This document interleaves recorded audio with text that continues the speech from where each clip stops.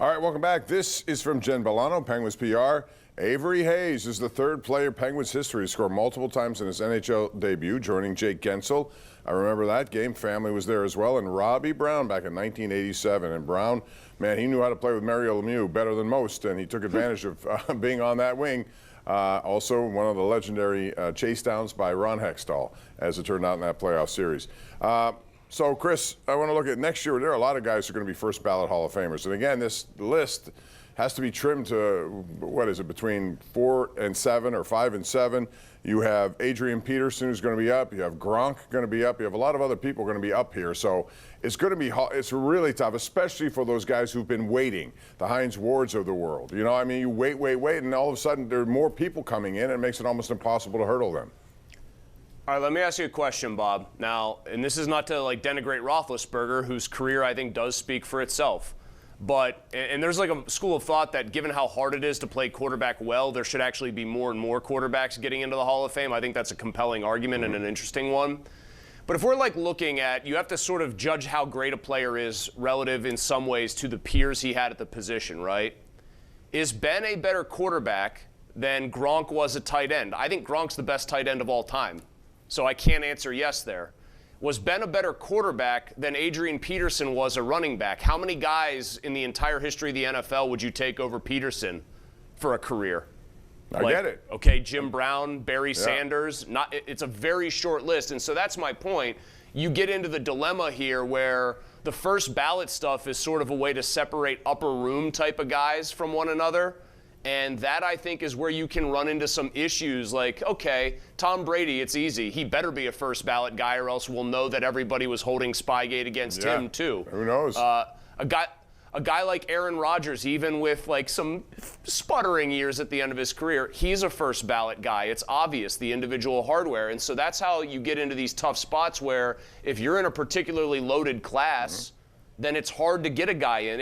If Ben had gone in on the same ballot as Drew Brees, I would have, and listen, Ben, I think himself probably disagrees with this assertion. I would have gone Brees over Ben. I don't think that's popular here. I think Brees is a better quarterback. But I would have put Ben in probably over, Vinatieri. I love what he's done, his kicking. Yeah, okay, over him. But I mean, could you put Ben in over Larry Fitz? No, because I think the numbers are so incredible that Fitzgerald's put up. What I'm saying to you is I understand what your argument is, and it's a good one, but I also know that there are some people on here who, again, by virtue of running into other people, like Hines Ward always seems to do, Faneca did it for many years. You know, there are some great offensive linemen also coming up in this, so it's not going to be easy for these voters. All right, let's get to the lines. We got John and Blonox first up. He wants to talk about the Hall of Fame. Go ahead, John. Yeah, gentlemen, please explain to me how a kicker He's the best.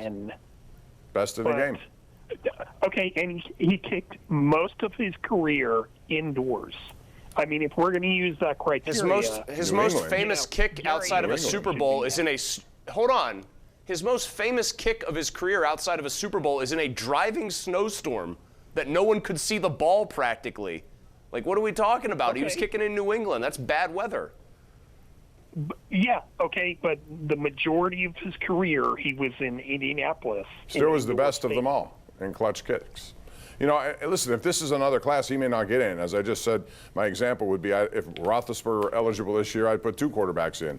But it depends on who you go up against or what the line of traffic is, because there's going to be a lot in the next 2 years. Looking at the list, it's going to be a very difficult thing to do. So, yeah, Vinatieri deserves it. I wouldn't take anything away from him at all. So wait, like I know dome stadiums are ultra climate controlled, but very warm weather teams tend to play in good weather. Like in Miami, you're usually going to play in good weather in the heat.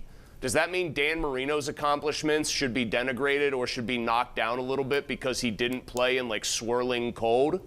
I guess Josh Allen should be a first ballot Hall of Famer no matter what the heck happens in the rest of his career because he'll have played his whole career in Buffalo. In fact, guys who played and put up pretty good numbers for the Cleveland Browns in the 80s, my God, you played at Municipal Stadium with the Lake Erie wind, you're in the Hall of Fame if you even finished your career. Good job. Matthew Stafford is the NFL MVP in a really close vote, I think by 1 over Drake May. So both guys, you could have made an argument on both of those. Let's go back to the lines. We got Robert in Dallas, Texas. Hey, Robert. Hey, what's up, guys?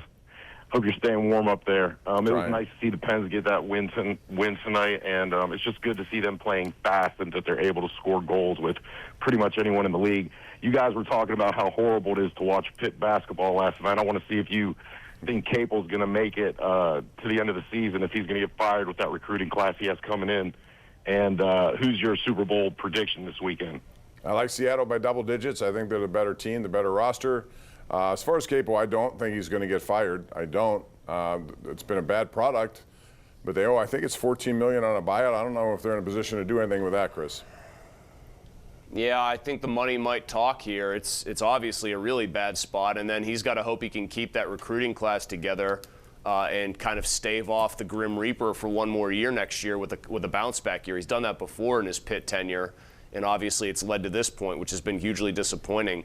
I just still will go with Seattle. I'm with you, Bob. Like, maybe not like a blowout, but Seattle by 10 to 13 points. Vrabel is the ultimate game planner right now, except he might have met his match in Mike McDonald. I don't think that they're just going to be able to take away JSN with some like Belichickian game plan. And the Seahawks just have more talent, I think, up and down the line than do the Patriots. I think the Patriots have the more obviously gifted quarterback, but we've seen when Sam Darnold is kind of in a controlled, good setting and the game script doesn't get away, Sam Darnold can look as good as anybody. So I think Seattle's the pretty clearly better team, and I think they're going to show it. Chuck in Uniontown joins us right now on the hotline. Hey, Chuck. Yeah, thanks. Good evening.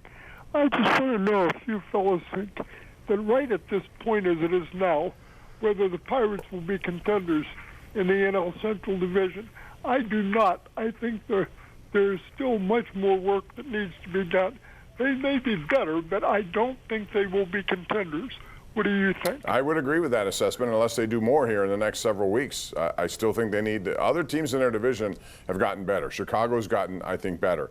I think the Reds have gotten better. I think St. Louis may not be better. They may be in the cellar this year, the way how I look at their roster right now. But, you know, I think also today was interesting. I was going to bring up baseball to you about Tarek Skubal winning his case at $32 million versus $19 what Detroit offered.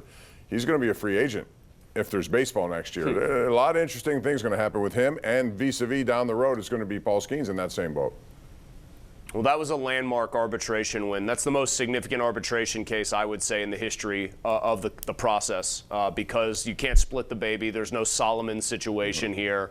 You have to go one or the other as the arbitrator. And for him to rule for Skubal in his favor, that, I think, artificially shortens Paul Skeens' Pirates career even more. This could be the last year of Skeens.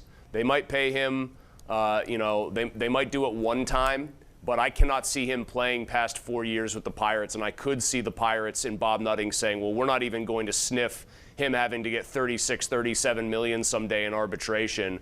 We're going to offload him, and I think that'll be massively disappointing if it happens. But no, to answer Chuck's question quickly, they're not yet contenders. Yeah, I think they have to add more here. We'll see how it goes, and there could be a work stoppage that could change the dynamic of what we're talking about here. But you look at Skubal, he went from $2 million to $10 million. He wins a Cy Young to 10, and then again wins a Cy Young second time. He goes to 32. That jump is going to be more, I think, for Paul Skeens. We're due for a break. We'll take it. Come back with more right here on KDKA Plus and 93.7 The Fan. This is the Ireland Contracting Nightly Sports Call.